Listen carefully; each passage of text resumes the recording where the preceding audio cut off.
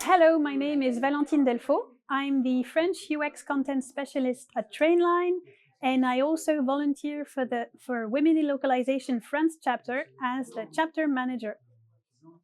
I've always been in languages. I've always liked to travel, and that's why the path to translation was open to me. I studied translation at ISIT, which is a translation and interpreting school in Paris. And after that, I joined Welocalize, which is one of the big players in the localization industry. For 13 years, I worked there as a language lead, French language lead, for a high-profile tech and entertainment client. After 13 years, I wanted to move to the client side because I wanted to see how a product was made from the beginning. I'm currently the UX content specialist for French at Trainline. I wouldn't say I switched because it's really, I think UX localization, what I'm doing now, it's really specialization of localization, which I was doing at Welocalize. So it's not a big gap. I interact with other people, not just localization specialists, but also UX designers, UX researchers. I am discovering a lot of things. So how a product is made from the inside, rather than being at the end of the production chain, I would say, and translating, localizing strings. I'm really more at the beginning and trying to adapt the content as much as I can to the French audience. The cultural adaptation is not always possible. In UX, you really have to be particularly creative because there's a lot of space restrictions.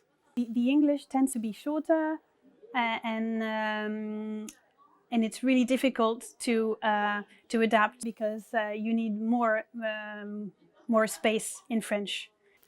I don't remember exactly how I came to hear about women in localization at first, but I'm pretty sure it came from LinkedIn. And it was in 2020s when we were in the middle of the COVID lockdown, at the time where I was trying to look for another job and move to the client side. So it was really insightful to watch their webinars.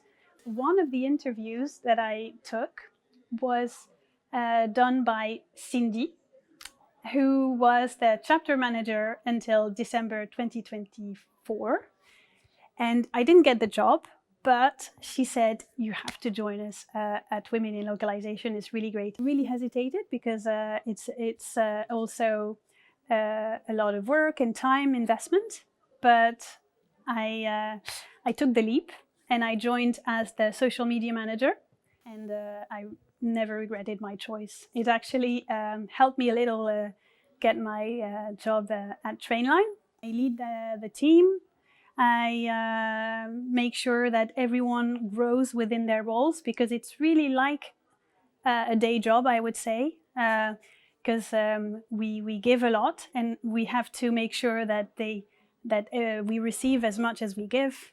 So I try to make sure that everyone stays involved and happy in their roles. And yeah, I try to, as much as I can, encourage activity within the chapter and making the chapter visible. Of course, I'm going to mention women localization events, so it's entirely for free. You can become a member for free, and we will never ask you for any kind of money. I like to stay informed about the trends in the industry by subscribing to newsletters, listening to podcasts, reading articles. LinkedIn is a really strong tool. I have a few, but there's Apolline Rouzet's podcast. There's also Nimsy Insights, really good. And the Localization Academy, YouTube and Spotify. All of these are really good podcasts.